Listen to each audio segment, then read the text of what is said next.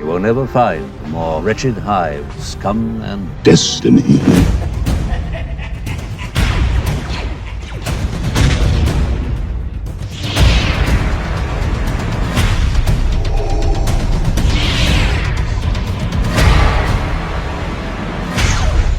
Fulfill your destiny. We would be honored if you would join us. Hello, Star Wars Destiny fans. At long last, the time has come for us to unleash a new format upon thee. I had this crazy idea to interview some of the players from the golden days of Destiny, back in the FFG era, from whatever that ran, 2016 to 2019. And there's still a few of them out there. A lot of them are talking about Star Wars Unlimited these days, and for good reason. So we'll talk a bit more about that later on. But I'm hoping to do a series here where we each episode will have another sort of well-known player from back in that era.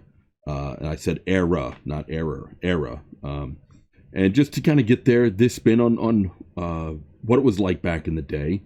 We'll give them a spin on what it's like today, and kind of go from there. We'll compare apples and oranges here. It just so happens, though, that we have a new set coming out next month. It's now the end of February, and we're looking at March 2024. From what I hear, word on the streets, that it should be coming out the end of March-ish, but that makes it about, spoiler o'clock. That's right, kiddies. We've got some spoilers tonight. And if you can stick around through Tank's nauseating banter for at least a good 10 minutes, we might just get into some spoilers. Typically, we get 2 spoilers on average, but there might be something special tonight, so please be sure to stick around to the end. So speaking of sticking around, I have a special guest who's been sticking around behind this red curtain here. And this particular fellow, you may know him as Tyler. You may know him, if you're an old Discard to Reroll fan, Flockington. But most people these days just call him Flock from Golden Dice. And there he is, folks. How you doing tonight, Flock? Doing well. Yeah. Thank you so much for coming on the show. So when Jack first talked to you about this, did it come down to, like, you drew straws and you got the short one and you're like, well, I guess I got to do this stupid show now? Or well, no. So basically, I guess Jack was like, I'm busy, texted me and Brian, hey, any of you guys want to do this? And then Brian, of course, didn't answer because he's just lazy. So wow. I was the only one that was like, yeah, I'll do it. Okay. So, well, yep. You are the first, so I must give you extra special thanks for coming on here and doing this, for agreeing to be here. So, just to be clear, so the true birth certificate name is Tyler Flockton? Yes. Correct. Okay. Correct. So at one point, because I was a big Discard to Reroll fan, I got the hat going on here as an homage to Mr. Chip and all that he did for the community back in the day. Could you tell us about where did the Flockington thing happen? How did that come about? Not entirely sure. I just remember that when I was playing Destiny, Jack and everyone always complained that I would like really roll the dice really well. Like if I needed an exact amount of damage or if I needed to get something specific, I would always roll it. And then Mr. Chip would be like, "Oh, you got flocked, Mr. Flockington." So that's kind of like how that kind of came about generally, because if I needed to roll something specific, I would get it. Okay. Well, I do believe it was once said that Tank is the only person in Destiny history to ever roll double blanks on one die. So I could really use some pointers from you on how you go about getting what you need out of the dice, because I get so damn frustrated, man. It drives me nuts. And I'll try raw dogging it. I'll try dice cups. I'll try dice roller. I'll try on the floor, standing on my head, whatever it takes. The dice hate me. They freaking hate me. I recently really got into building burn decks because I didn't need to rely on the dice to screw me. I could just screw myself with a bad draw. So speaking of Destiny, being back in the day and getting what you need out of the dice, how did you get into Star Wars Destiny, and when was it? So I was actually in college. in the chemistry lab with my friend, Mhm. and he was looking at the new spoilers that were coming out for the game. Hmm. So I sat down, I was like, "What are you doing?" And he showed me the thing, and I was like, "Oh, it looks interesting." And then I think the 2-player set just came out, so Okay. I ended up buying the Phasma Kylo 2-player Mhm. set. So I bought that. Mhm. Bought it, got another friend to come with me. We went to the library, booked a room to play it, and he was sitting there teaching us, me and my other friend, how to play. Nice. Played it, absolutely loved it. Yep. I was like, all right, cool. I want to show up. So I think they gave me a whole bunch of extra cards. So I think my first deck was like an Asajj deck. I forget what the other one. It was like the first Asajj with something else. I think it was Kylo. I made an Asajj Kylo deck with 3 dice. It was awful just to show up and play. So showed up and played, loved it at a weekly, and then just couldn't stop coming. Yeah. That's a very similar story that I've just heard all the time. You play it once and you're like, this is amazing. Yep. I can't get enough of this game. Something addictive about rolling those dice, like, I just, come on, give it to me, give it to me. And it's almost, even rolling badly is almost as addictive as rolling well, because then you get like, all right, come on, another shot. It is such a gambling, addictive sort of thing, which is kind of scary if you think about it. But it just adds an element that no other card game ever had. Okay, so you got the 2-player game. So I remember, again, going back to Mr. Chip, not to beat a dead horse here, but I remember him talking about that era in this deck R2P2. And I'm like, what the hell is R2? You know, I'm new to the game, so I'm like, R2P2? Yeah. I'm looking through the DB. I'm looking for a droid named R2P2. What the hell is R2P2? He never included me in. So one of the things I've been kind of make sure that I do here on Scum Destiny is, if I drop he played the CQA, and I'm like, okay, let me back that up for you newbies here. What CQA is, what R2P2 is. I didn't even know what the meta was. We kept talking about the meta.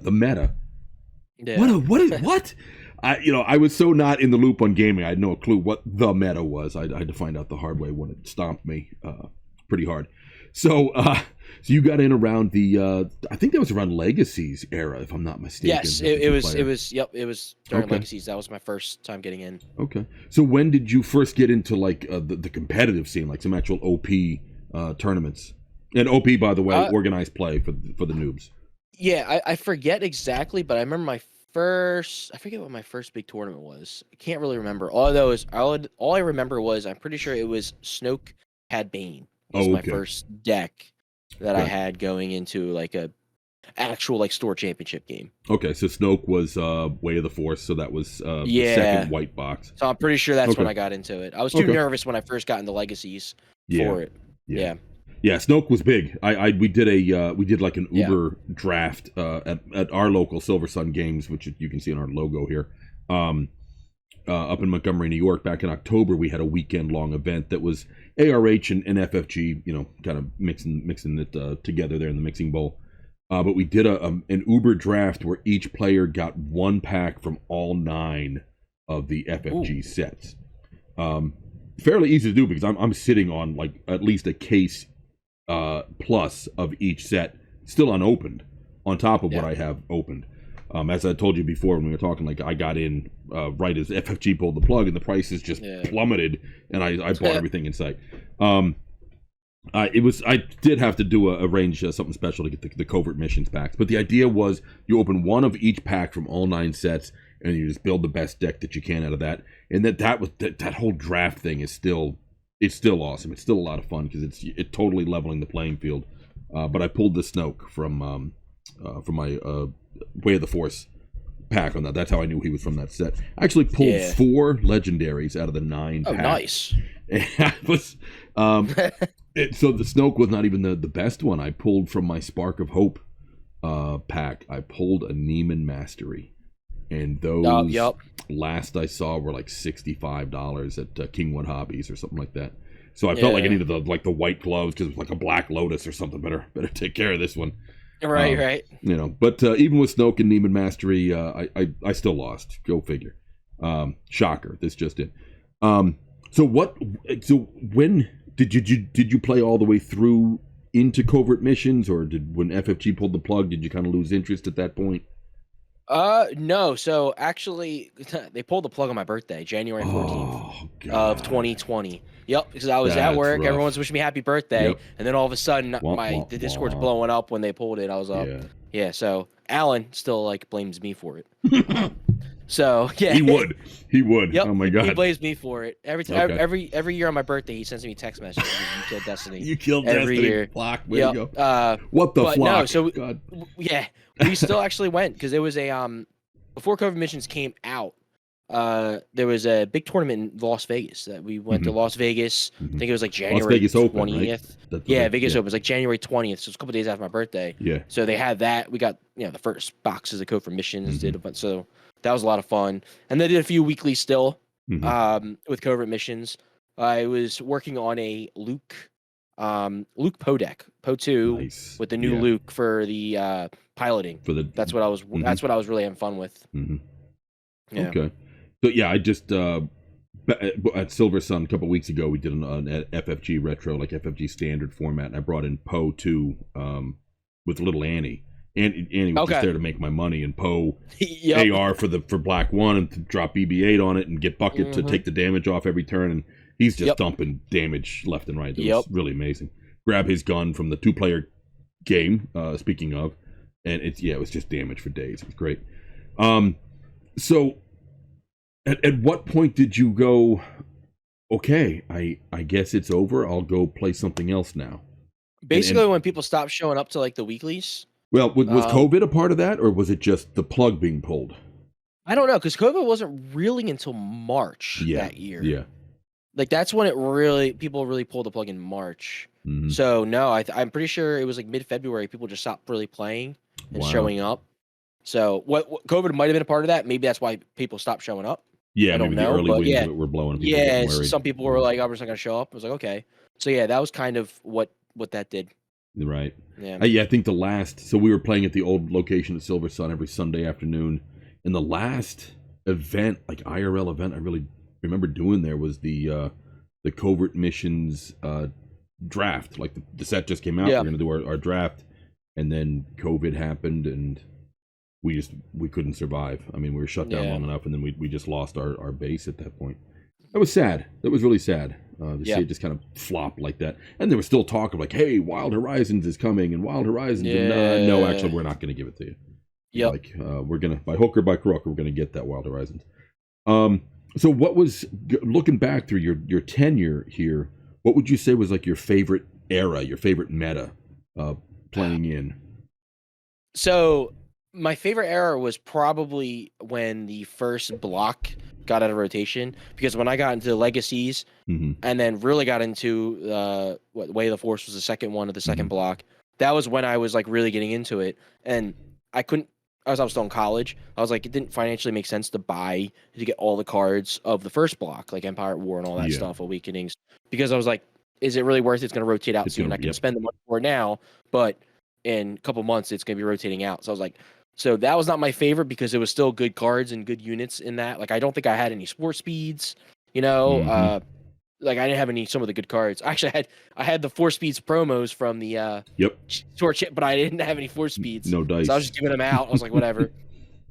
So that was not my fun because I didn't have all the cards. I was working with like half the cards. So I really liked it when it rotated over, and I had all those cards for the new block with new set for what would be the standard. Okay. So that was probably the best time I had. Right. One of the things I always thought FFG kind of dropped the ball on was the promos. It makes sense to make maybe some promos of some uncommons, especially like when Riot Shields came out and they became uber like a $20 uncommon. Yeah. But if you think about unique upgrades, like Darth Vader's lightsaber, some unique supports, you're going to put 2 copies of that card in your deck, but only 1 die. So now you're just sitting here with this extra die. FFG, why not make promo cards for that extra die that's sitting there doing nothing, instead of making a promo card for 4 speed and go, there's no die that goes with it, but here's a card. Yeah. What am I supposed to do with that? That always annoyed me. Yeah. That annoyed me too. Yeah. Especially getting the 4 speeds and not being able to use it or anything like that. And what a great card. Oh my God, talk about broken. Yeah, Jeez. One of the only good cards that they did for the promo was the Hidden Motive. Like, that was great. Like, that was, I'm pretty sure that was in the draft set. That was the Rivals draft kit. And it's like, when it first came out, we're like, this is so good. I think I ended up buying 3 copies of the draft set just to get more hidden motives Oh, because it was in every single blue deck. So I Uh-huh. was just like, I mean, that's how they made their money, right? Sure. Well, they made a lot of money on me because I have this knack of, like, if I build a deck that's even halfway good, I can't in good conscience like pull it apart. I got to keep it together. Yes. So I have Yeah. Iris cases just stacked up on shelves full of 16, the smaller Iris cases with decks from like years ago. Yeah. It was a good deck. I don't want to take it apart.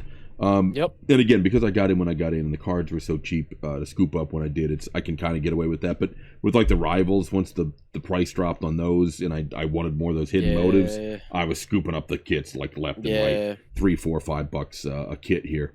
So yeah, that was awesome card.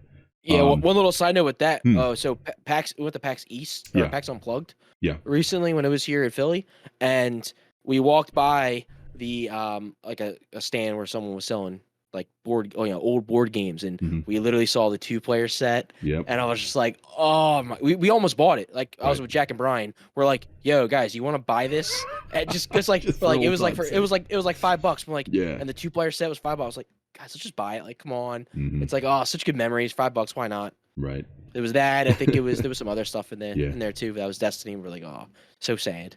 I was in Pittsburgh last week on business, and Majo, who runs the On the Censors webcast, is just over the border in West Virginia, like 30 minutes away. So I was like, yeah, let's get together Thursday night when I'm done, and we'll play. But I'm on my way there, as I normally do when I travel around for sales, always look for local game shops. I'm always looking for like old stock that's on sale, like who knows what you might find. And sure enough, there was a 2-player set sitting up on the shelf, like 75% off, still in the shrink wrap. And it's so tempting because it's so cheap. And I'm like, I think I've got 2 still in the shrink rack up in the attic. Like, what am I going to do with that? How many R2P2s can I build, for Christ's sake? But I understand the desire, kind of the throwback, remember the old days? Let's relive those. That's kind of what we're doing right here, right now. So it's all in good fun. So through your tenure with the FFG stuff, which is all you ever played, we didn't get into the future sets here. What, like, as far as a tournament, like whether you won it or just had a great time, or you played against a player that was just like, oh my god, I can't believe I beat that guy, or whatever. What are some of the highlights for you that you can think of? So the one big one that I always remember, it's so sad I forget the deck. All I know is it was I think it was a store championship, or it was regionals, I forget, but it was me and Jack versus each other, 1-on-1. Cool. And because we both sit down, we both killed it like leading up to it. We sit down, we play each other, and Jack spanks my butt. Like it wasn't even fun. Like I didn't have fun at all. I had no fun. Right. Because it was, I forget. I wish I could remember the deck, but basically the judge was standing there watching us play, and he turns to Jack and goes, "Jack, are you gonna let Flockton play?" Oh my god! Like it was that bad. Like I couldn't. Like I would do something, he would remove it. I would do something, he would counter it. And I just literally, it was a best of 3, and it was 2 games, and I did like no damage. It was awful, but it was still fun because it was like playing Jack and like it might have been regionals, I forget, but it was like fun playing Jack, us head to head. Like one of us is gonna get the world's invite, so that was a lot of fun. Wow. Yeah. Wow. One of the things I never seem to like be good at is to be that guy that has an answer to everything that you do. Oh, I've got that card. Yeah, I got that one too. And I just rolled exactly what I needed to shut that down. I'm like, how do they do it? Oh my God. Talk about frustration. I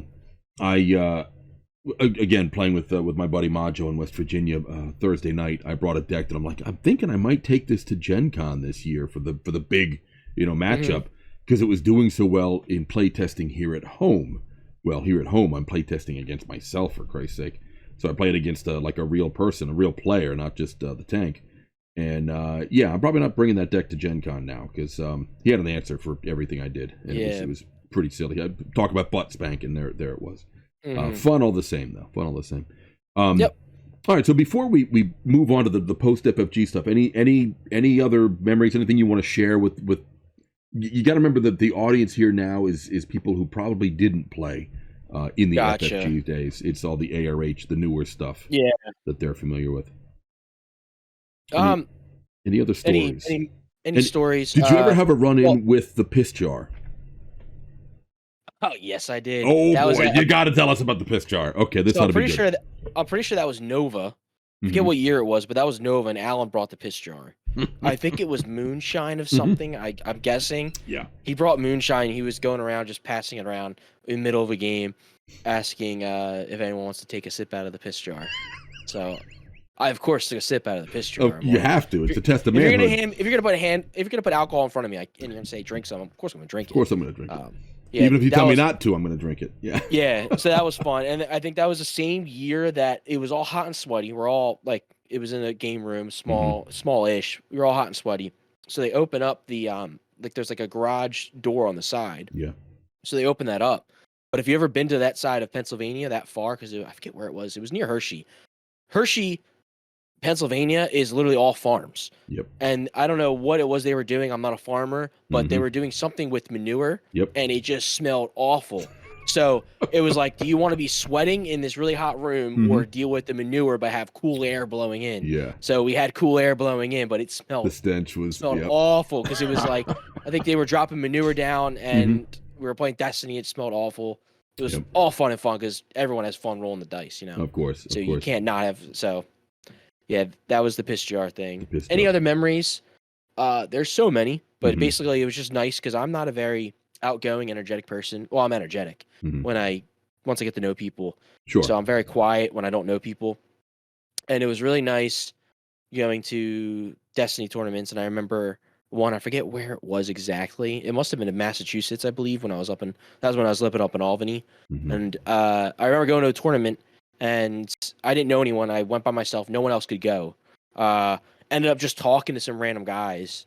And they were like, yo, want to go get lunch? I was like, cool, let's go get lunch. So I went and got lunch, talked to them, hung out a little bit. So it was really nice to I went to a Destiny tournament even by myself alone, still made friends and didn't have to eat lunch by myself. Yeah. So that was always the best. It was always just the community was amazing. Yeah. Star Wars fans are, you know, we're all nice. We all have one common thing we like. And no matter what happens, when you show up, everyone's like, all right, we're all friends. We all like Star Wars. We all like Destiny. So that's another good memory I never forget. You were a Star Wars fan before getting into Destiny? Oh yeah, Okay. yep. I grew up. I think I grew up watching episodes 1, 2, and 3. Okay. My dad was a huge Star Wars fan. I think my dad said he watched episode 6 or episode 4. I think he said he saw it in the summer 12 times. And his reasoning was not because it was good, but because it's the only place that had air conditioning. So he would go because he would get air conditioning in the hot summer. But then he ended up really liking it after watching it 12 times. Right. So yeah, he fell in love with it. I was born in 71, so I was in first grade when episode 4 came out. And imagine being in first grade and there's never been something like episode 4. Oh, ever. Ever. And that's what I'm watching. Whoa. Yeah. You watch it now. You're like, what the heck? But my dad says he's like, when I watched, you got to remember there was nothing like it. This was like game changing. Oh, big time for everything. Yeah. I remember I saw it a couple times in the theater that summer, that spring, whatever it was. And I remember theaters back then, they weren't in the mall. It was a separate building. And I remember we went there and the line went around the completely wrapped around the entire building. I'm like, what the hell's going on here? It was quite the big event. Of course, the Empire came out and then the big reveal happened. Spoiler alert. Yep. Vader said something big. Yeah. And I'm in third grade. Mind. Yeah. Oh wow. No one spoiled it for you? Family. You ever see the episode of Family Guy? Yeah. Yes. Yeah. Yeah. No, nobody spoiled it for me. Luckily, the spoilers weren't kind of a thing back then. But now, with the social media, everything gets spoiled. Oh yeah. Yep. But I talked about Star Wars fans being a tight community, not just the Star Wars Destiny fans, but I kind of went through my second phase of Star Wars fandom leading up to the release of Episode 1. So when that was due to come out, I actually camped out on the streets of Washington D.C. outside of a famous theater in the Capitol there that had a huge balcony, and that was the place to see the premiere of Episode 1. So the tickets went on sale a week before the movie actually opened. Camped out for tickets, and then came back a week later and camped out for the best seats that we could get. And I was by far, my buddy Adam and I, we were by far not the only people there. There was a lot of people. I mean, the street just lined up with sleeping bags and pillows. The media was there, like we were being interviewed by the evening news. It was a big deal, and nobody knew any. We were all strangers. We were having a blast, so much fun. But so and then episode 1 was like, really, Jar Jar. Okay. Anyway, Jar Jar is my license plate, and I even have a Jar Jar mannequin with a in the back seat of my car. I go somewhere, like if I go to a drive-through, they're like, "What is that?" I'm like, "It's Jar Jar." Yeah. Yep. Yeah. Well, I think Alan Preston had a jar at one point, and they all had piss in them. Yep. Did you ever see the piss jar card, the Destiny card? No. It was basically no matter what side of the die you rolled, whatever action or power action you had to take a drink out of the piss jar. That's awesome. It was great. I'll have to send a copy. I'm sure I've got a copy. Yeah, of it that's somewhere. awesome. Pretty good stuff. So when you got out of Destiny, did you hear about any of the new sets that the fans were making coming out, or did you just completely wipe your I hands knew and walk about away? it. Yeah, no, we knew about it. Because we were it was all over the Facebook group. There was, I remember there was like multiple different groups trying to do it. And we were just so disappointed that we're like, we wanted to play, and we were just like so disappointed. And then after the disappointment went over, we just kind of like went on with our lives and stuff. Yeah. So that like life just kind of happened. And then I think we were given a copy of one of the 2-player sets that we played. We actually streamed it and recorded it, and we had a lot of fun playing. I forget what it was. It's on our YouTube channel somewhere. Okay, if it was the ARH one, it was Palpatine versus Lando and the Falcon. That sounds about right. Yes. Okay. Yeah. That's nice. Kingwood Hobbies put together some really nice packaging for it. Yeah, so it was like really good. It felt very legit. We played Yeah. it. We had a great time playing. Yep.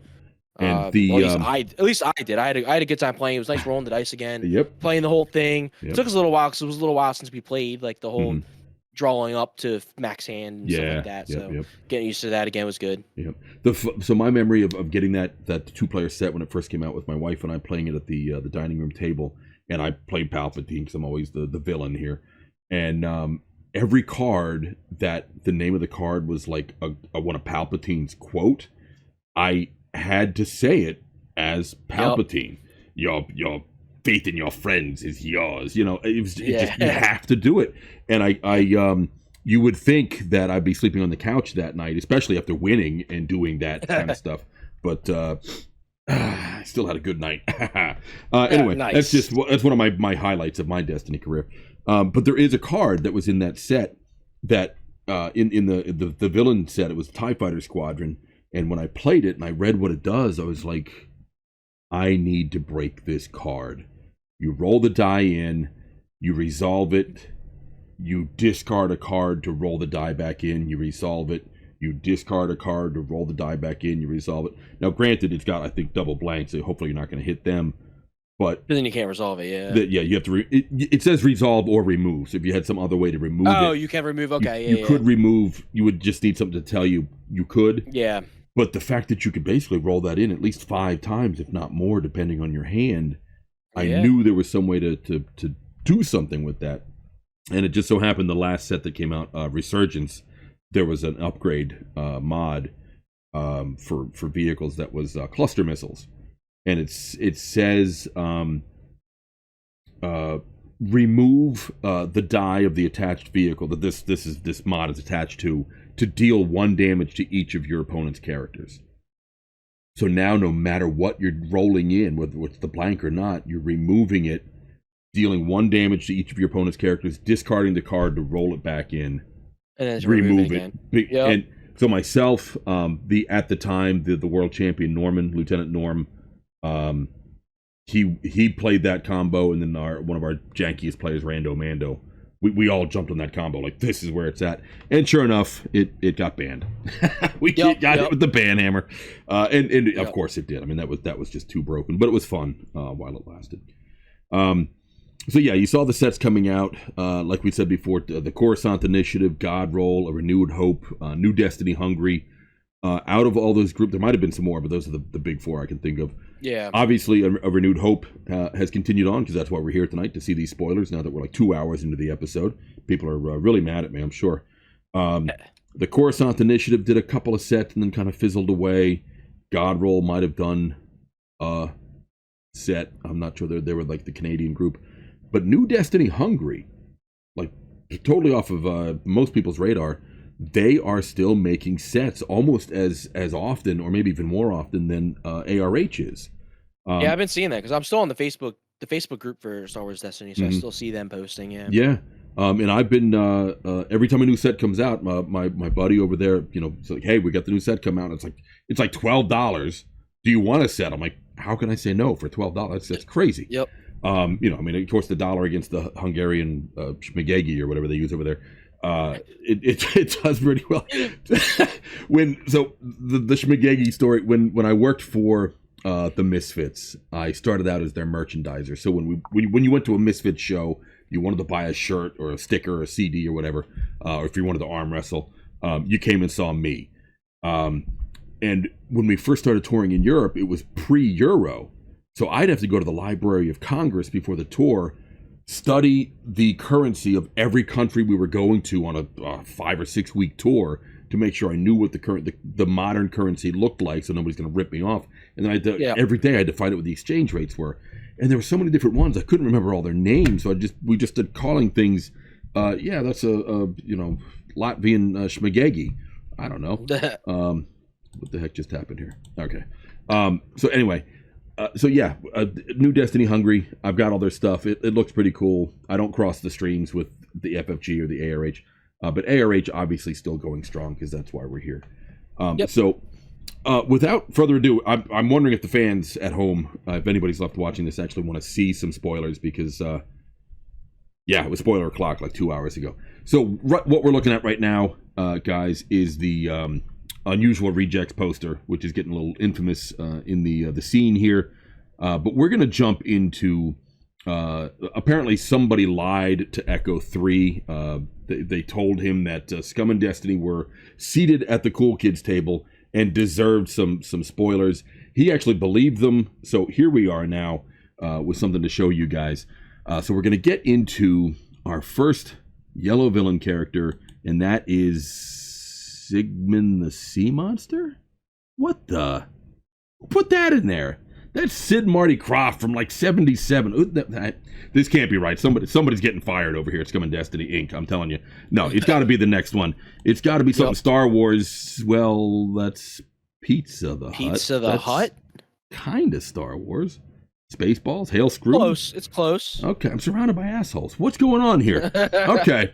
All right, guys, I don't know what's going on. Somebody screwed with my slideshow here. The next one's got to be our guy, Davy Jones? No, dude. All right, I know we're looking for a Star Wars pirate here. We got part Star Wars. We got pirate. What? All right, that's if it's not this one, I'm pulling the plug and we're just calling it quits and we're going home. Come on, baby. Papa needs a new pair of shoes. It is. There he is. Okay. He looks an awful lot like Sigmund the Sea Monster, Davy Jones, and Jabba the Hutt all rolled into one. But it's not any of them. It is Gorian Shard. Of course, from, what is that, season 3 of Mando? Or is that season 2? I can't keep so many seasons. I can't keep them all straight. But he was attacking that planet Grief Karga was hanging out on. May he rest in peace. So, Gorian Shard, is it? I gotta ask you, Flock. Is this your first time seeing an ARH card, or you've seen this stuff? No, well, you played the 2-player set, so at least you saw. Yeah, I played the 2-player set. I've seen a little bit of yeah. Okay. Yep. All right, but when we were speaking pre-show, we're doing our pre-game here. We were talking about some of the things that you might not be familiar with, like Charm, Detect. We went over that. There's actually a new die side symbol called Reroll. Cool. So you could re-roll. Could be 1, could be 2, could be 3, and it could be any dice.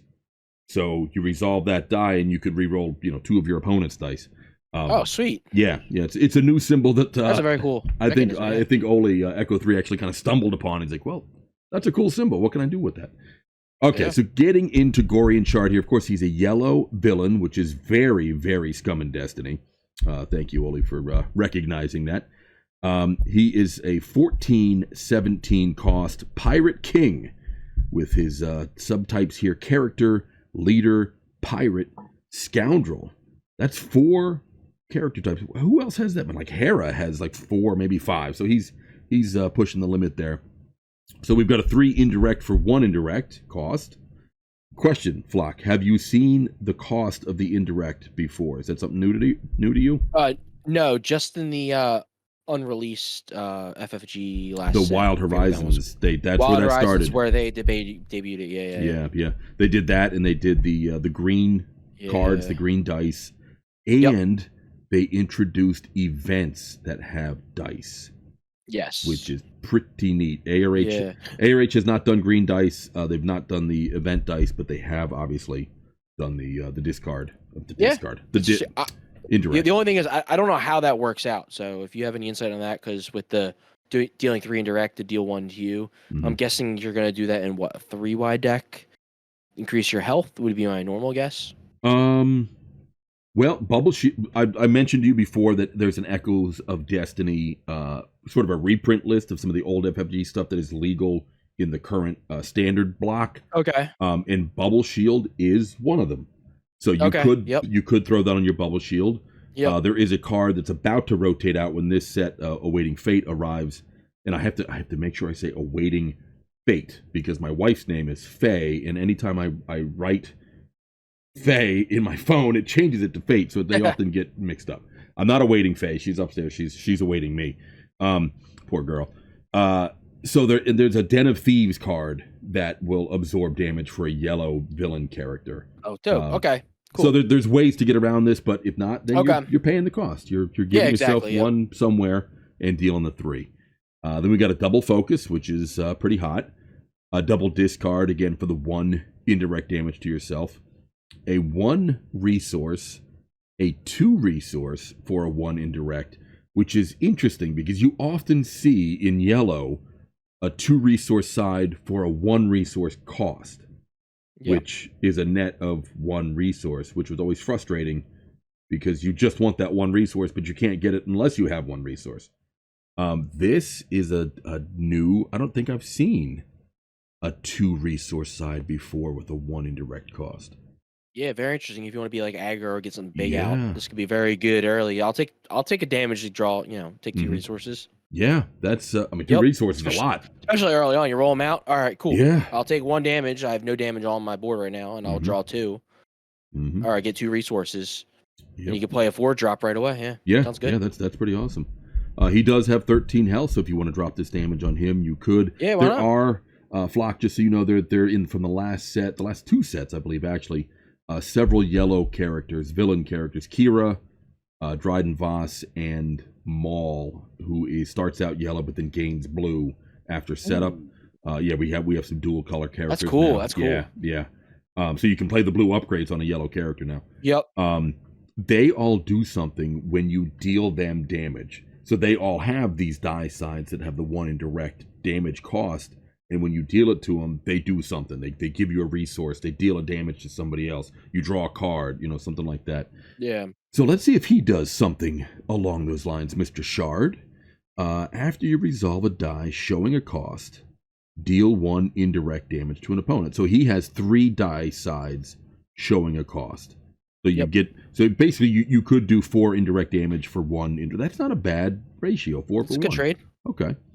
After you activate this character, if an opponent has an exhausted character and no dice showing damage, you may resolve one of your dice showing a cost, decreasing its cost by 1.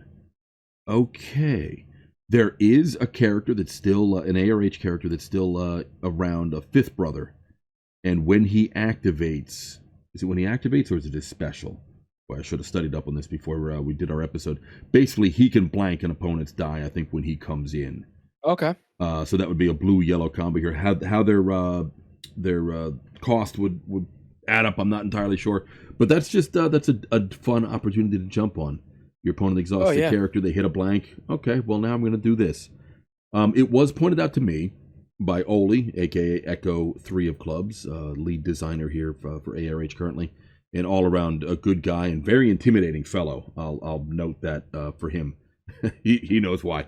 That if you resolve a die side that has a cost and you decrease its cost, you are still resolving a die side with a cost.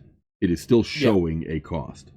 So you may resolve one of your dice showing a cost, decreasing it by 1. So other cards that would work with something happens when you resolve a die showing a cost even though it's been reduced by 1, it's still showing the cost, so it still satisfies that card.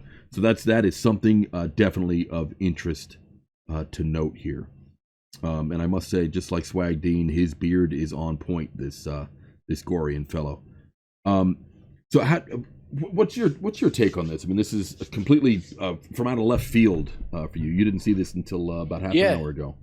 Yeah, no. Seems interesting. A lot of damage sides to yourself, but if you play it correctly, you essentially really don't take much damage. Is what I'm seeing here. Yeah. So very good high up cost. I can see why it's 17 for its cost to make the deck.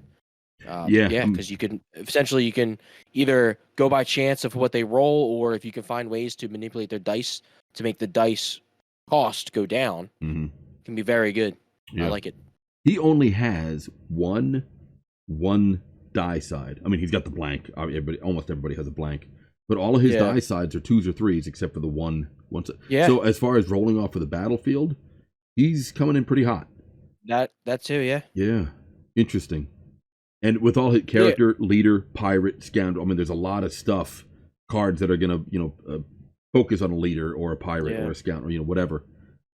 Interesting. Okay. It obviously we've only had a handful of spoilers thus far, so it'll be neat to see kind of where pieces start falling and ideas start scheming. I want to check his point value with Kira, Maul, Dryden Voss, and see if there's some stuff that's intended to happen here.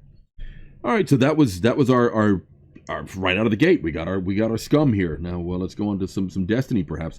So there's got to be something that probably works with this guy, because typically that's how sets work. They have some sort of synergy. So we'll probably take a look at, and let's see how many weirdo pictures got stuffed in the middle here. Oh no, okay, good. Nobody futzed with our slideshow. So we have a 0-cost yellow villain event, Thrifty with Sebulba on there. Let's see, what did he say? I don't know. He said something in episode 1. You've probably seen episode 1 more than I have. I know he had some something about Bantha Poodoo, something like that. Anyway. Oh yeah. I forget. Yeah. Bantha Poodoo. So resolve one of your dice showing a cost to remove a die. There you go. So going back to Gorian Shard, 3 die sides showing a cost. If you resolve any one of those with Thrifty, you're removing a die for 0 cost, by the way. 0 cost removal is my favorite kind of removal. That is awesome.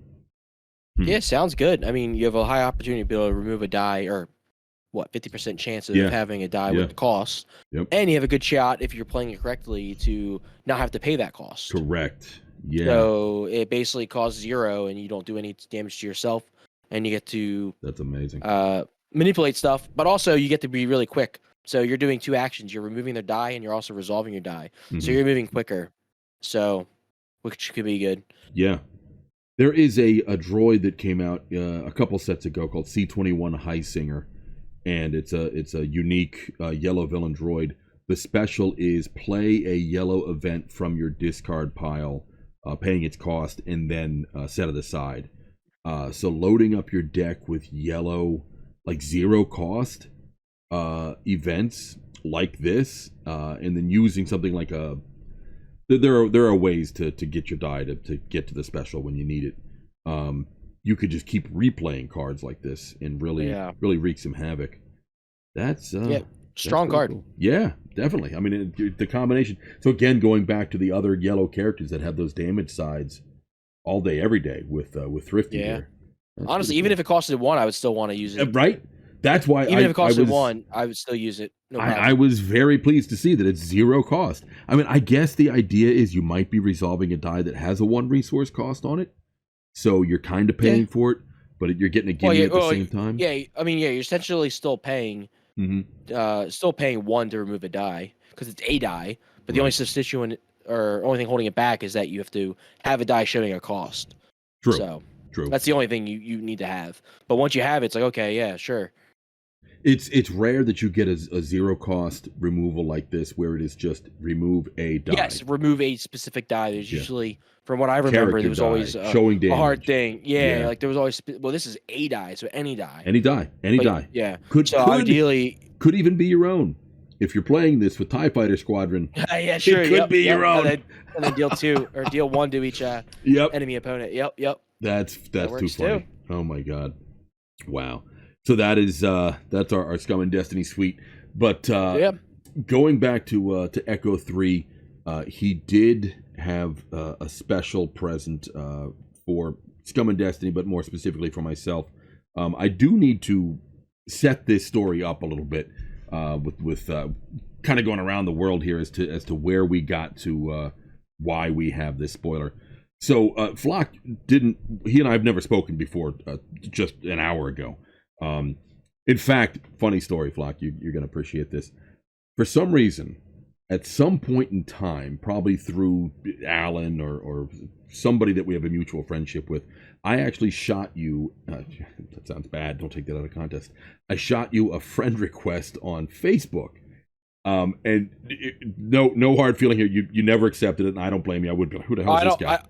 I don't really use social media that often, so I probably just never saw it. That you're out. Yeah.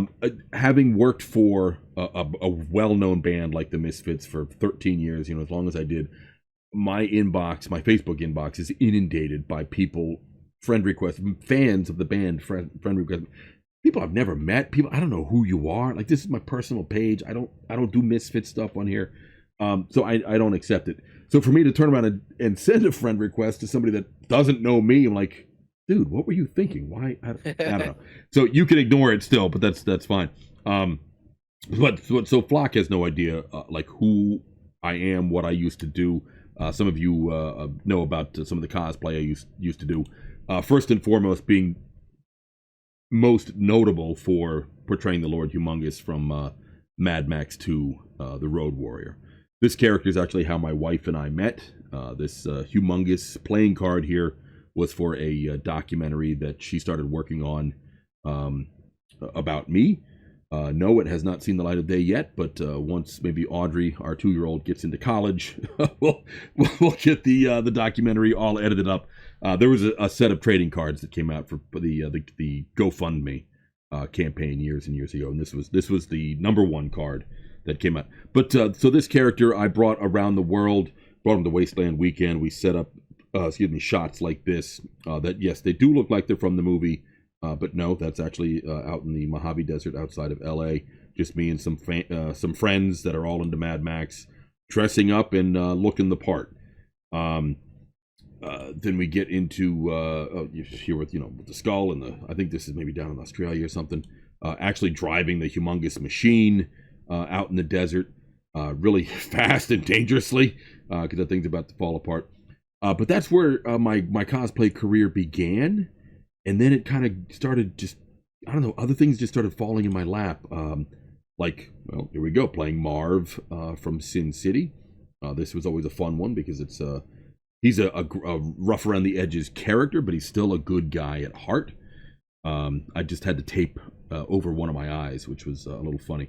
But so the thing with Marv, he always had a fake cigarette hanging out of his mouth. The Jack Daniels is actually iced tea. No, I was not drinking in public. And I had a bottle of prescription pills with white Tic Tacs inside them that I would just pound and chew them up. And I'd be at a convention, cosplay event, and some parents would be like, "Oh, look, kids, get a picture with this guy." I'm like, "What? No, your kids should not be taking a picture with me. Look at me, I'm a wreck." Anyway, but it's fun all the same. Getting into a little bit of Blade Runner action with Roy Batty, again, Rutger Hauer, may he rest in peace. Doing Conan, gotta do Conan with Jenna here from Conan the Destroyer. Speaking of my wife, there she is, awaiting Faye. We're awaiting Faye. So that's Lucius Malfoy and Bellatrix Lestrange from Harry Potter. My wife and I, again, with our good friend Jared, who is the event organizer, the guy who runs Wasteland Weekend, the big Mad Max event I did all my Lord Humongous stuff at, recreating Raiders of the Lost Ark with the Germanic mechanic character there. This got a big crowd. at Dragon Con and other such cosplay events, as did this, the Zod Squad, as we called it, from Superman 2. Again, that's me, obviously, on the left, Jared, and then my wife, Faye, on the right. A whole lot of fun doing some Superman photo shoots with this. My wife and I met the actors who played Ursa and Nan, and we were dressed up as Ursa and Nan, and they loved it. I've met a lot of the actors over the years as the characters that they portrayed, and they usually get a kick out of it. I did some more obscure things. This was from the Warriors. That was Ajax, played by James Remar, and that's actually in front of the Wonder Wheel on Coney Island, which is where the Warriors was based. I did action figures like a Road Pig from G.I. Joe, my favorite Dreadnought. Yes, that is the Thunder Machine in the background, a real working Thunder Machine. Judge Dredd from the 2000 AD comic book, obviously the battle damaged version, which 2000 AD went nuts for when they saw that. For gamers, if you've ever played Warhammer 40k, Imperial Guard Commissar, that one was pretty cool. Jerry Lawler of the WWF, because he did that whole King of the Ring flamboyant sort of look. He loved this outfit. He saw that coat and was like, damn, that's a fine coat you got there, my friend. But anyway, Jerry Lawler, great guy. And then that kind of brought us around with the blonde flat top going on with all these other characters. Ivan Drago from Rocky IV became an obvious choice to cosplay. I mean, why not? If you're working hard in the gym and you can do the look and you can do the I must break you, then you got to do Drago, right?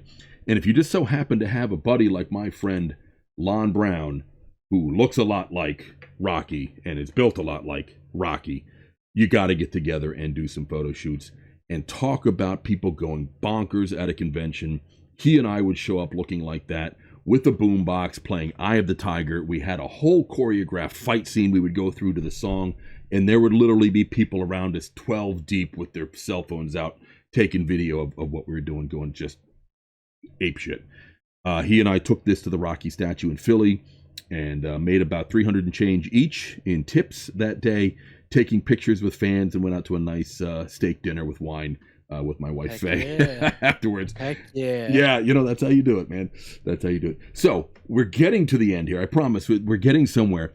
So again, going back to, I've met a lot of celebrities who portrayed characters that I cosplay.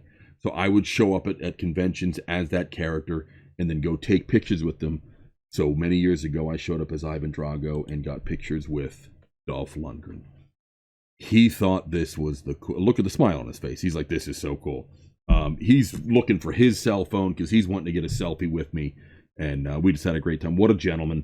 Every actor that I've met, when I'm dressed up as their character, of which there have been many, have just been really cool, really appreciative of it. I guess they say imitation is the best form of flattery. And yes, somebody actually did dress up as the Tank once for Halloween. And I was completely flattered. It was great. But that day, when I met Dolph Lundgren, I also had the chance to go to the booth next door and meet the late, great Carl Weathers. I asked Carl, since, Apollo Creed was killed by Ivan Drago, I said, hey, Carl, do you think we could do a knockout shot? And without missing a beat, the dude says, yeah, I'll knock you out. Son of a... That's not what I meant, Carl, but I appreciate the humor, my friend. Again, a complete gentleman, very, very nice man, and very accomplished in his career. Was very sad when the news broke that he passed recently. At the Super Bowl, they did some sort of Gronkowski tried to kick a field goal for FanDuel or something. I wasn't really paying attention, so I didn't really know what the shtick was. But I did see a CW patch on his jersey, and I saw him, kiss it and put his hand up, and I almost teared up when I saw that. I thought that was a great tribute to this great man who did play some pro ball back in the day before getting into acting. So what does all this have to do with spoilers? Well, apparently Oli, Echo 3, saw this and knew that this meeting had happened and that it was a very special day for me, and I was very saddened by the news. So that brings us full circle to Grief Karga, the High Magistrate. Flock, I would love to give you the honors of reading us through this one, if you will. All right. I can give my shot. There we go. If you know me, I am not a good reader, so there might be some mispronunciation. We should have talked about this beforehand. Hang on, I can fix it in post. I swear. Now I'm on the spot. So we have Grief Karga High Magistrate, 11 health, a 10/13 with a 2 ranged, 1 focus, 1 discard, a 1 resource, and a 2 resource for 1 with a blank. Character leader Scoundrel with Charm. After an opponent draws a card during the action phase for the first time each round, you may resolve one of your dice, increasing its value by 1. Power action: remove 1 charm from a character to force that character's controller to draw a card. He's a hero red. Hero red, 10/13 for 11 health.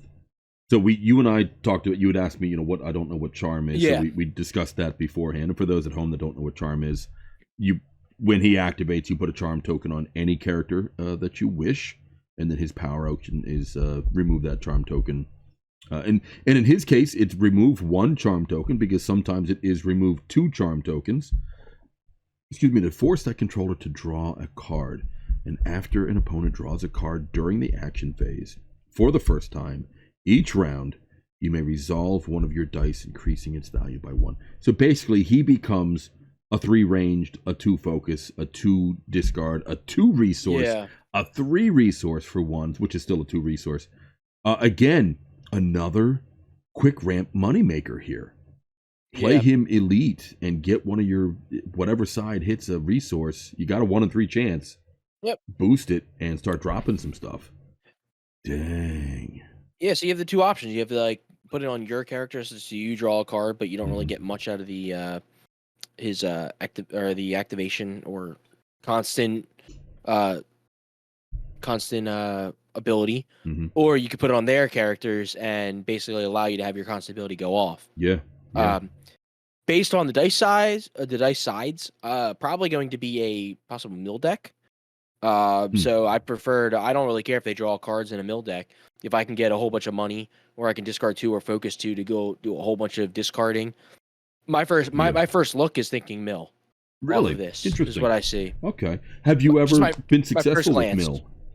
No, I hate mill. I think mill is everybody terrible. hates mill. Dirty I mill freaking players. hate mill. I think it's mill. Okay. I hate mill. Absolutely hate it. But my first thought is mill. Because what do you want to do a mill? Well, obviously you want to mill, take their cards out of their hand. Yes. But also you want to draw. You want to get money so you can play upgrades to get more dice out there to have the discard from the hand possibly. Okay. So or play upgrades that have discard from the deck. So that's my first thought. So okay. Unfortunately, Moxie is not one of the cards on the Echoes of Destiny reprint list, so you can't make him do his power action several times. I think Admiral did that as well. The Admiral upgrade from neither of them are on the current Echoes list, but I do know we are getting an updated Echoes list, so something might come back. I loved playing Moxie on Yoda and just hitting specials for 6 times in a row. My God. So he is a red hero leader scoundrel. Yeah, I was just thinking about that. He's red, but he's scoundrel. He's scoundrel. So very interesting. Yeah. So I mean, you probably want to pair him with a yellow character, so you bring yellow cards that are scoundrels. So for sure. There is. So we did. Dice Commando previously spoiled the new Bo-Katan Crazy, whatever her name is, and the new Din Djarin Mandalorian.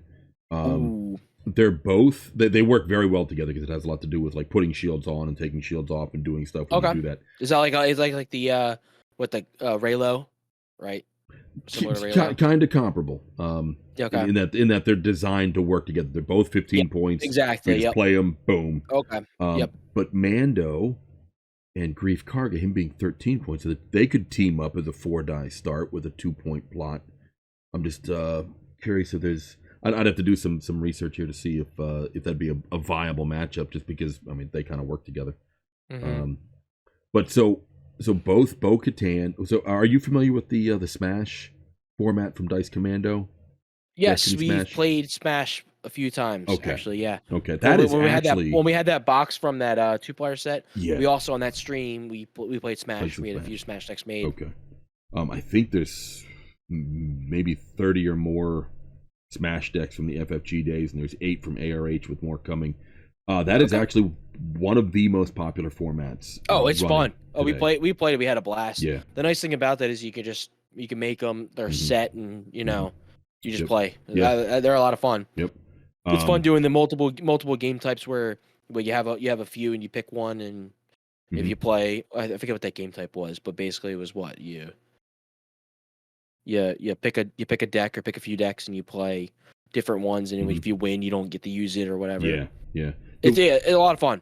At Gen Con, I forget how many tickets were originally available for the Smash tournament, but they sold out in less than 24 hours. And Majo actually had to come in and add more tickets because a lot of like the key players were like, I didn't get a ticket. Like it sold out while I was sleeping.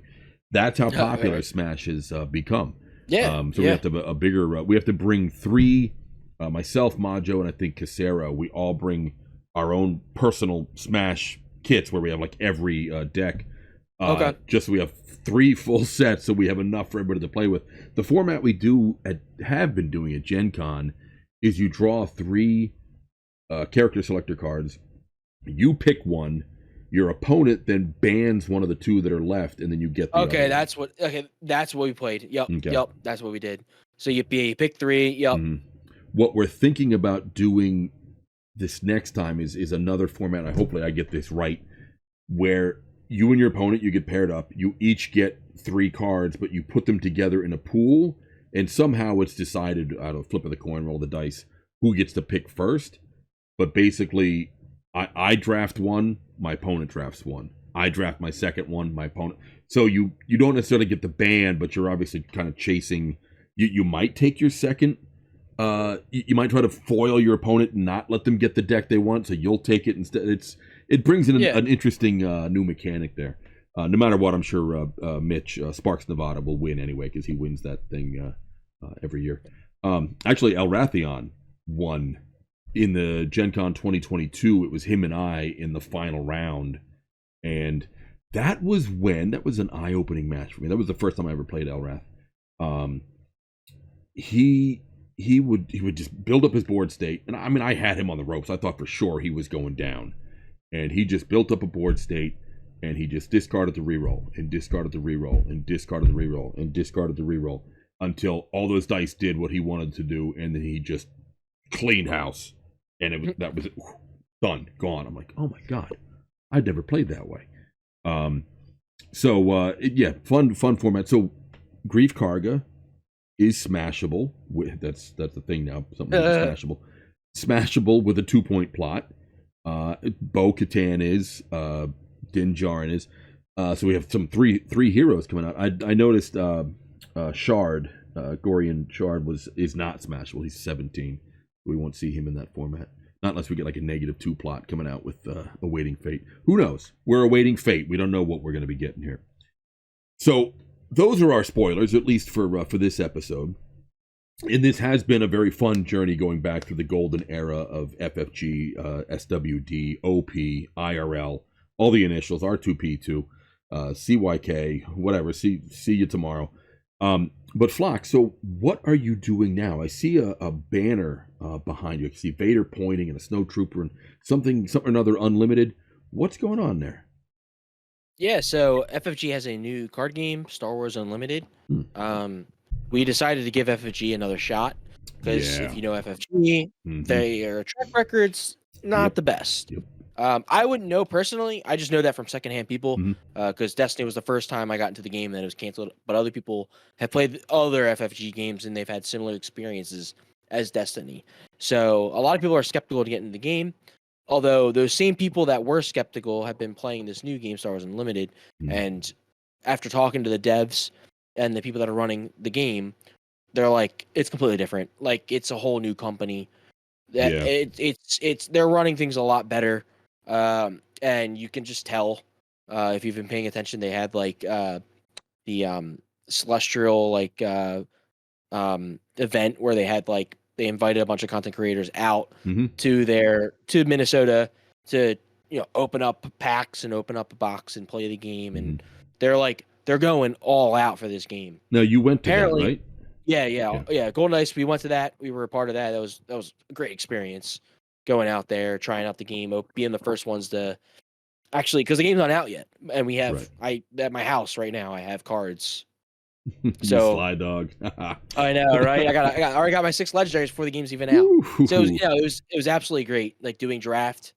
So if you like draft, it's a good draft game. They've designed the game around draft, around casual play, which is really nice. Yeah. But yeah, they've FFG's made a huge 180. Originally, they pitched this after Star Wars Destiny because we all know the reason was because the cost effectiveness of the dice. It was not profitable with all of the quality going through. Yeah, there were delays coming from China. With the dice and stuff. It was literally just because of the dice. Like the game was great. Like everyone loved the game, but like for a company to make money, the dice had an issue because only one place made the dice in China, where like cards is easy. You can go different suppliers to find cards. Right. So, but yeah, it's a whole new company. They're passionate about the game, and we saw the game. We started giving it a try and absolutely loved it. Absolutely fell in love. Right. Mostly because it's Star Wars. You know? Of course. I mean, like I've tried other games. I've tried Magic the Gathering. Like I told you earlier. Like I did a little bit of Commander. I actually have a Commander deck with like dinosaur eggs and stuff. I forget what it does. Basically, you just like summon eggs and then destroy them, and then summon a bunch of dinosaurs. Okay. But like it was just like I'm like they're dinosaurs, whatever. I don't really care. I tried other games. Tried Lorcana. Wasn't a huge fan of Lorcana. I mean, that was Disney, but like I'm like, it's Disney. I don't know. It's like Mickey Mouse. Right. It's different with Star Wars, so fell in love with it, and we've been playing it ever since. I too am what I consider an IP snob. I mean, Lorcana came out, but it's like, oh, this so much fun to play. I'm like, yeah, but it's Disney. Yeah. Unless my 2.5-year-old learns to read tomorrow and wants to start playing, I'm not playing this Disney game. Star Wars, I will play. Lord of the Rings, I will play. Freaking Warhammer 40K, I will play. You know, something that's just a cool IP. So were you at Gen Con last year? No, we did not go to Gen Con. Okay, because I was. I'm pretty sure it's when is that when they announced it? Like it was around that time when they announced it. Yeah, I think that was the first time you could sit down and play. Or like booth. Yeah, exactly. Yep, so my daughter and I and one of our other Scum Destiny teammates, Patrick, we all signed up to play, and we got our Luke and Vader, promos and stuff. I had signed up for a Sunday. Got one right here. There you Luke go. Luke and Vader. Yeah. I've got a bunch of them now. Have you got any of them signed? I've seen a lot of people getting like Jeremy. Yes, I might have it right here. Okay. Yeah, I have it. Yeah, so. Cha-ching. Got my signs. There it is. Yep. That's some. Yep. Luke and Vader. Put your kids through college right there, right? I hope so. I hope so. But I was actually signed up to play another round with my daughter on Sunday, but I had an ear infection that hit like the day I show up at Gen Con. Yeah. And I could barely talk the whole time I was there. And for me to barely talk, that's saying something. So I slept in. I did not make my second one. But it was quick. It was basic. It was fun. Yep. Took a little bit of getting used to because I'm like, okay, should I discard to reroll or should I claim the battle? Wait a minute, what's going on here? I wasn't sure what I was doing yet.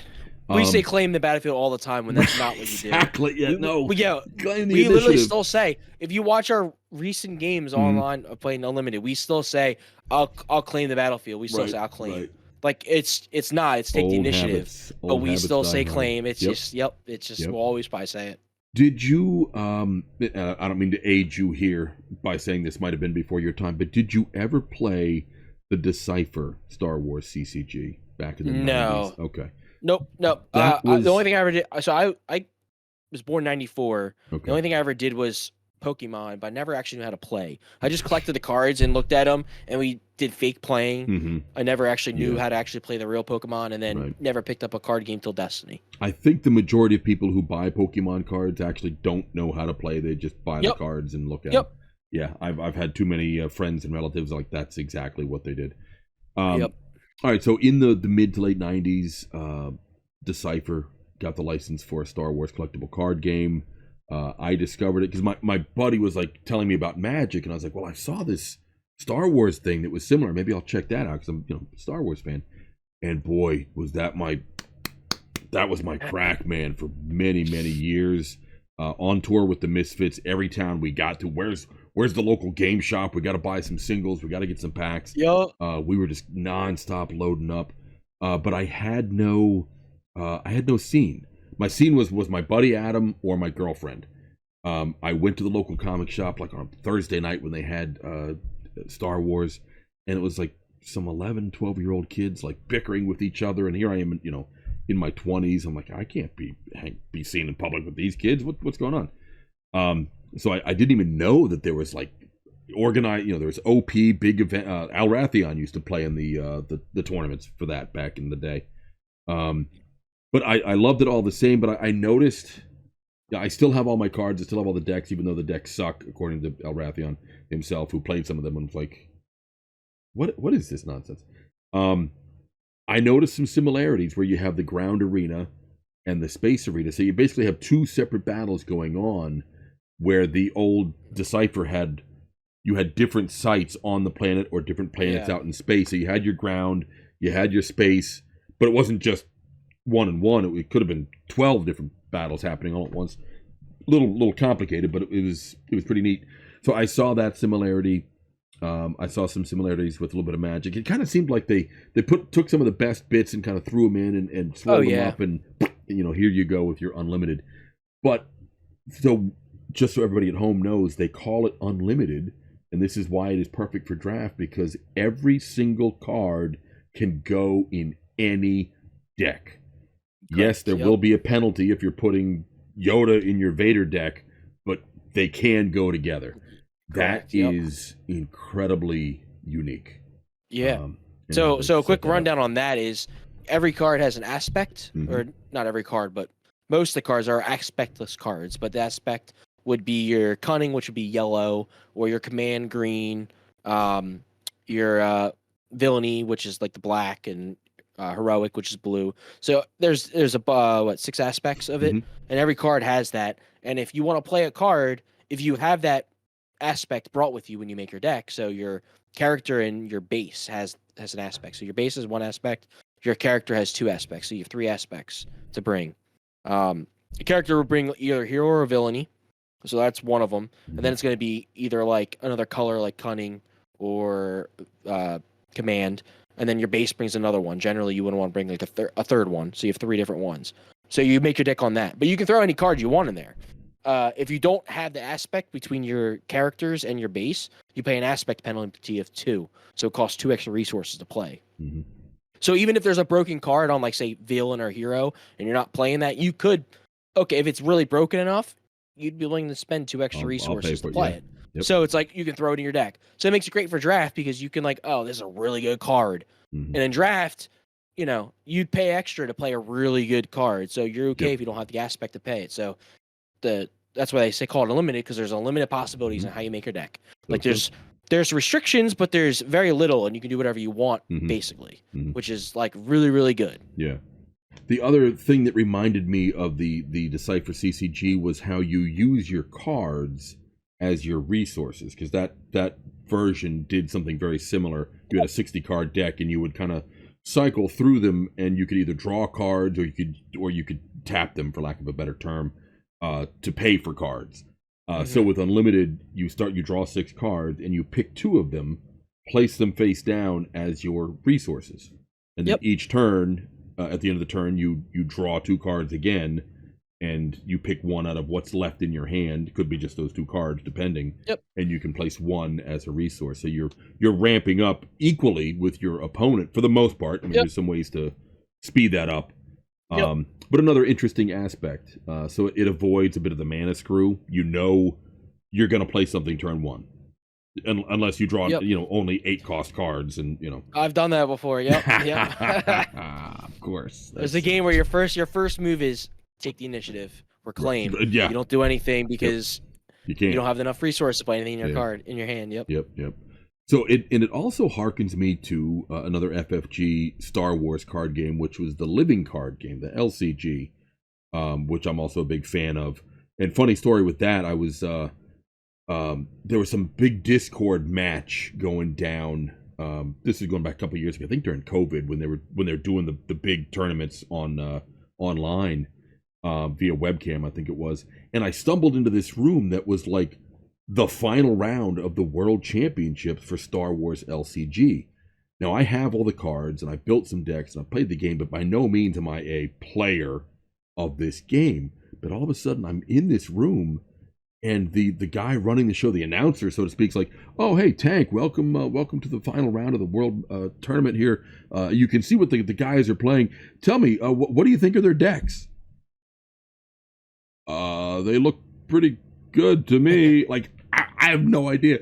I had no business being in that room. I don't know how I ended up there. That's and that's kind of like me with Destiny. It's like a deer in the headlights. Like, huh? Jesus.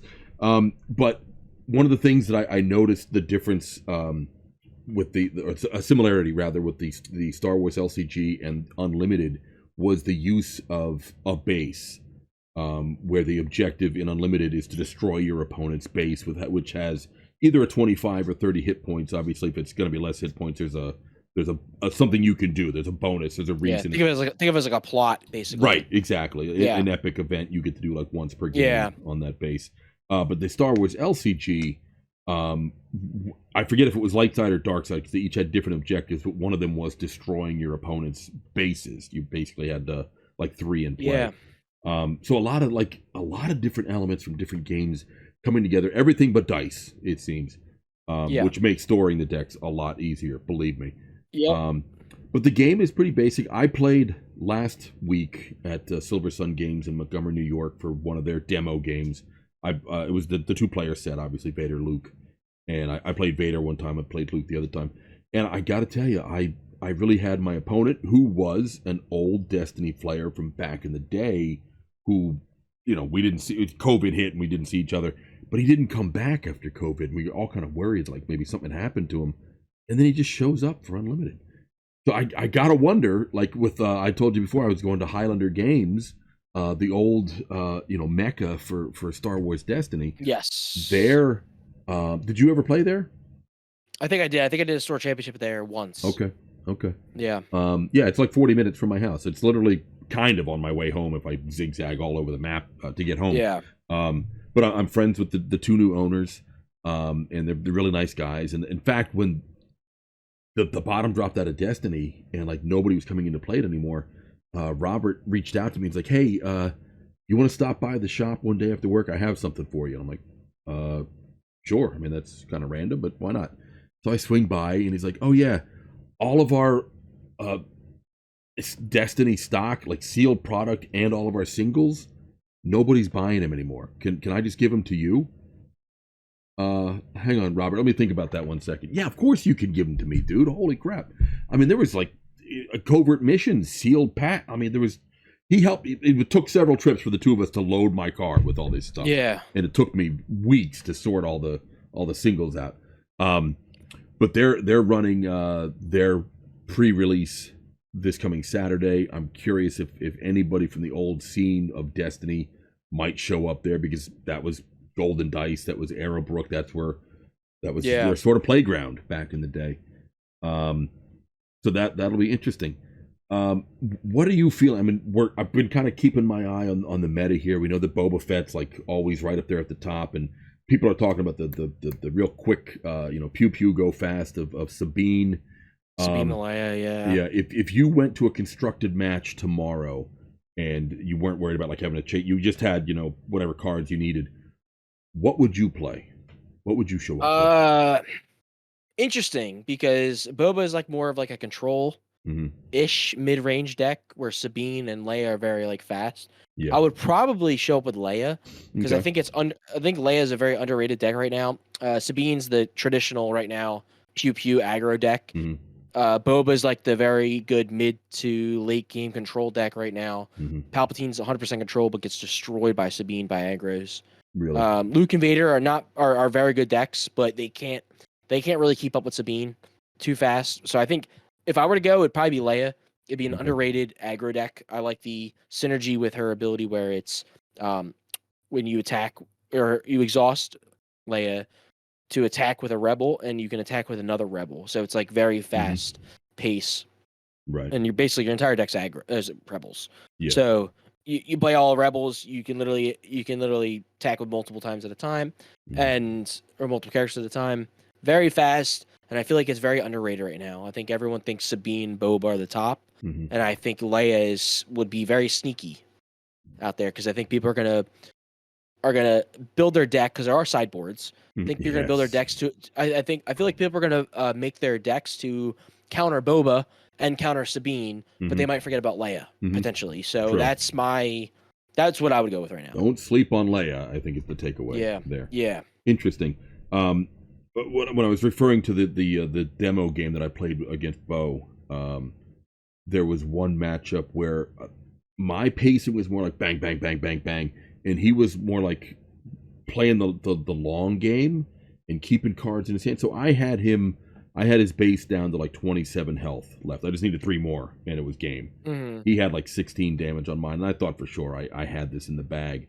But I got to a point where I had plenty of resources, and I was drawing 2 cards, and that was all I had in my hand, and they might have been useless events that didn't do anything for me. 2 and 1 cost, yeah. Yeah. But he's sitting there with like 4 or 5 cards in his hand, and before I know it, I can't get that last 3 damage out, and he's just dropping bombs, and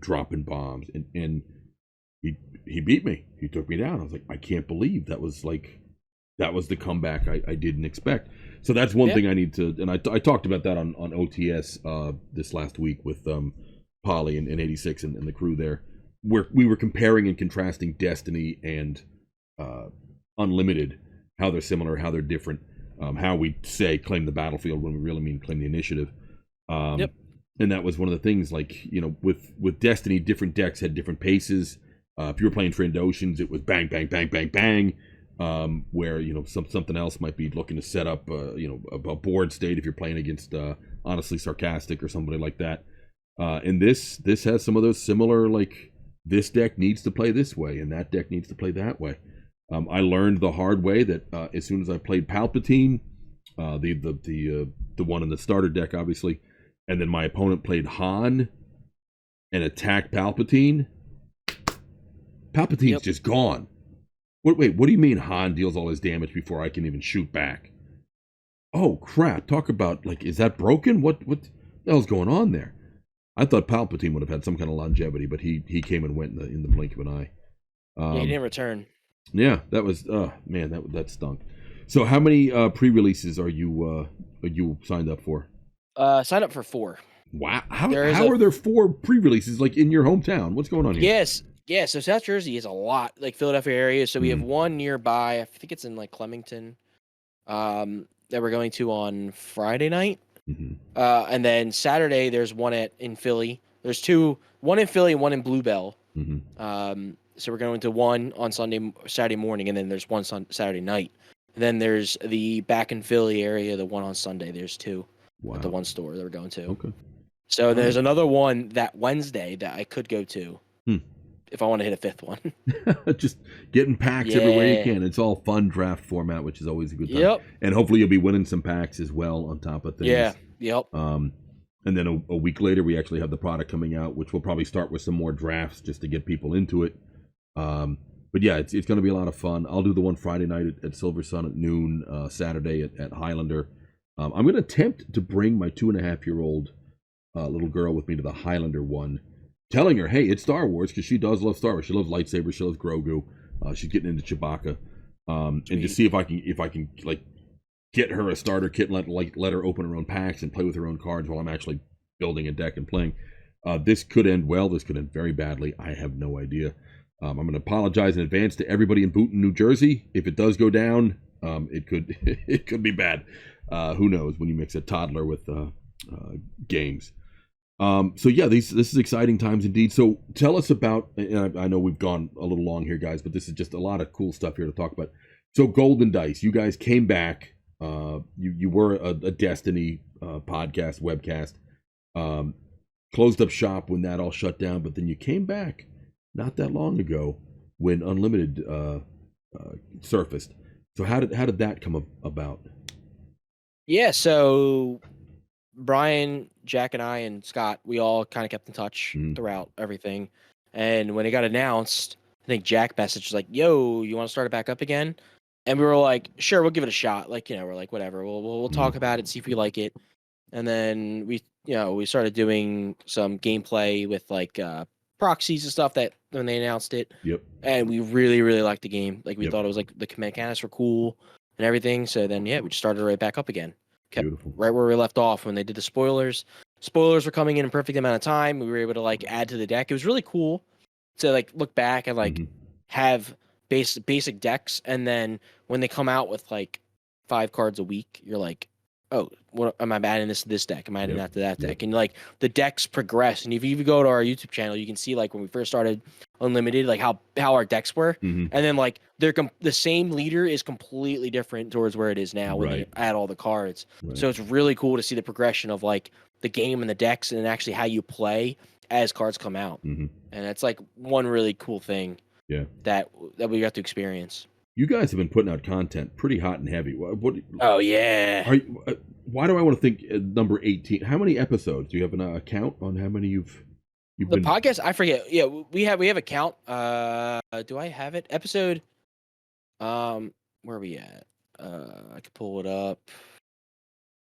Episode 18 right 18, now is our last one that we talked about. Yeah. Yeah, episode 18 was the last one we just dropped. That's just podcast. Yeah. But we do weekly gameplay matches. Where every 5 days or every Monday through Friday, we have gameplay video. We just go over Jack's house, play a bunch of games, record them, and then do you guys live near each other, the 4 of you? Oh yeah, okay. We're all within 10 minutes. Oh, so that's great. Like, that's great. Okay. Oh, it's great. Yeah. Like I think Scott lives in Philly, so he's got a little bit of a drive. So that's why he doesn't make it all the time, because it's kind of a tough drive for him sometimes. But me, Scott, and Brian, 10 minutes tops. Yeah, Scum Destiny, we're a little spread out, but it's not too bad. But it's no 10-minute drive. That's pretty nice. Not to critique what you guys are doing, because what you're doing is great. But the only time I can really listen to, because I can't really watch YouTube stuff, matches, things like that, is I have an hour-long commute in the morning and an hour-long commute in the evening. So I'll put that on my phone and I'll listen to it because I'm watching the road, purportedly. But when you guys are just like, bang, like you're just dropping cards, like T3 Gaming used to do this with Destiny. They would talk, like, I'm going to play Hidden Motive and I'm going to choose melee damage. So when you reroll the die, if it hits melee damage, I get to remove it. I could hear what they were doing. I didn't have to look at the screen at all. Okay. I'm just putting that out there because I don't know how many other people are commuting podcasters or whatever. We do try to talk through, or a lot of times we do try to talk through what we do. Sometimes you get caught up in the moment where you're not really thinking about that, but we do try to do that, and I could bring it up, and we can make it more of a point, like, hey, someone might be listening to this and not so much watching it because of whatever. And if we can, and it's a very simple game where you can say what you're doing and people can imagine it in their head and they can kind of go along with it. So that's something we can easily do. Not that hard. We try to already kind of do it, but we can do it. We can do it a lot more for sure. I can see how this will play out now. You'll go to the rest of the Golden Dice podcast crew and be like, so this guy Tank said that we should do this, and be like, who the F is this Tank guy? Tell him to beat it. We're doing our own thing here. I always encouraged it with Scum Destiny for that very reason, so people could be cooking dinner or whatever and listening instead of having to actually sit down and watch the game. And again, when it's on your phone, I'm like, what card are they even playing? I don't know. I can't see. Yeah, for sure. So, well, we are almost at an hour and a half, if you can believe it. That's how much fun we're having here, guys. I want to thank everybody who tuned in or will tune in or dropped out, whatever you might have done. But I encourage you to check out Golden Dice if you're even slightly interested in Star Wars Unlimited. It is a lot of fun. No, I will not give up on Destiny. That will always be my main focus. But in order for me to get my weekly IRL OP fix on, it's going to have to be through Unlimited, at least for the time being. I'll still, I'll be at Gen Con playing the World Championships for Destiny. I'll be at the Renewed Primes at Silver Sun and stuff. But to play something on a regular basis, it's not just on TTS. Unlimited's going to have to do for now. Is Unlimited on TTS in a digital format? Yeah, there's a few mods that you can play TTS. So if you want to play it, you can play it. There's also an AI feature where you can, I think it's called Felt Table. Yes. And you can go to SWDB and make a deck, and import it in, and you can play your own deck against an AI. That's cool. So you can do AI, which is pretty interesting. That's really it's very cool. basic. It's very basic, but it's good to like test like basic one to learn the game, but two like test basic stuff like is it even comparable? Can I even beat an AI? Because if you can't beat the AI, then it's probably a bad deck. You know what I mean? So does the AI make its own deck to go against yours, or do you tell it? No, you pick it. You pick it. Okay. Yep. Wow, Yep. that's dude, it's cool. Right there. I'm about that all day, every day. That's great. Okay. Do you know by any chance if the old Star Wars Destiny episodes of Golden Dice are still posted up anywhere that people might check out? They're all still up there. Yep. Okay. So if you want to see Brian get destroyed by Ewoks, it's still up there. Yep, it's still up there. Classic. It's a classic video. Very cool. All right, well, Flock, I cannot thank you enough for trusting to be the guinea pig for this format of like, wait, we're talking about what and who's this guy? Okay. Hopefully you had a good time. I do hope to continue this format, not just the spoilers, of course, but talking to the players of old who were around before we were when ARH came along. You got anything you want to close with before we say adieu? No, but it was nothing crazy, but yeah, it was fun. Like it was fun talking about Destiny again. Cool to see people still love the game because I absolutely loved it. I wish I could continue playing it, but I fell in love with Unlimited before I could really get back into Destiny. But Destiny is always going to be a big part of our hearts. I know Jack and Brian, Scott all feel the same. They all really, really love the game. So it's always going to be. I still have the cards. Like I haven't sold anything. I still got like my entire binder of like all of the characters and stuff like that. Nice. If you can see it here. Of course, on a green screen, you can't see anything. Can't see it. Yep. But like, yeah, I haven't sold anything. I still got them all. It's in a box. I got my deck still, so I'm ready to play whenever. So very cool. Always gonna keep it. Never gonna sell it. All right. So you said you're in South Jersey. Yes, South Jersey. Okay, I'm up in the northern part. I don't know if you like to know the ski area up in Sussex County or not, but that's where I'm based. Okay. At. So we're not too terribly far apart. You never know. Our paths might cross at a regional tournament or something, playing some Unlimited. Yeah. And I'm sure you're going back to that whole butt spanking thing. That I'll be the guy getting his butt spanked. I fancy myself as a great player, but it's just it's not a thing. Who am I kidding? But I have fun all the same. I was never one to, like with Destiny, to just go, okay, what's hot right now? Let me grab that deck and show up at a tournament. But no, I always had to create my own brew, which sometimes works, most of the times doesn't. With Unlimited, I might grab something that's hot and just get. I'm not steeped in the game yet. I need to get the feel. I need to get I need to know the play lines. So I may kind of cheat that in a little bit, at least just to get me started and learn my way. Oh yeah, for sure. So beware, everybody. All right, well, I will let you get to bed because it's kind of late here on the East Coast. Yeah. I need to do a bit more of the same. But again, I cannot thank you enough. This has been a lot of fun. Yeah, it was fun. This played out Thanks really for well. having me. Yeah, and hopefully the fans at home agree. And like I said, check out Golden Dice. Their YouTube channel. They're on Spotify. I'm sure all the platforms. Just look for Golden Dice. You'll find them. Great show. And some great guys. So remember, the scum will be with you always. Take care, everybody. The scum will be with you always.